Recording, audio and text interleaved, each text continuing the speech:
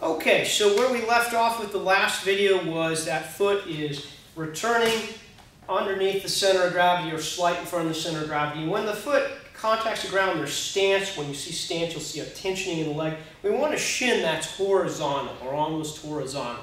And that indicates a foot strike that's landing towards the center of gravity.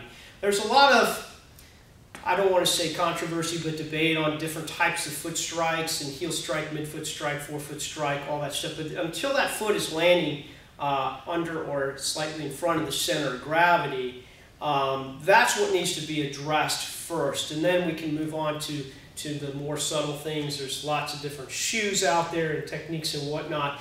But at the end of the day, it's getting that foot underneath the center of gravity, producing a lot of force and propelling the body forward as quickly as possible. An elite runner will spend less than a tenth of a second on the ground, whereas most runners spend many times that. The foot is striking and lolling around on the ground, spending a lot of time there creating braking forces versus getting off the ground quickly.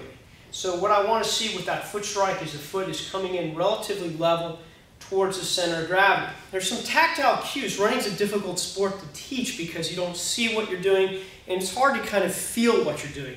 There's often a disconnect between what the runner thinks they're doing and what they're actually doing, and then we see it on the video and they're like, oh, okay, I didn't know I was doing that. One of the tactile cues for overstriding, however, is landing on the outside edge of the heel. If you're feeling this right here, you're almost invariably overstriding. If you flip your shoe over and you look at the wear patterns on your shoe, if they're mainly on the outside edge of that heel, that usually is indicative of overstriding as well.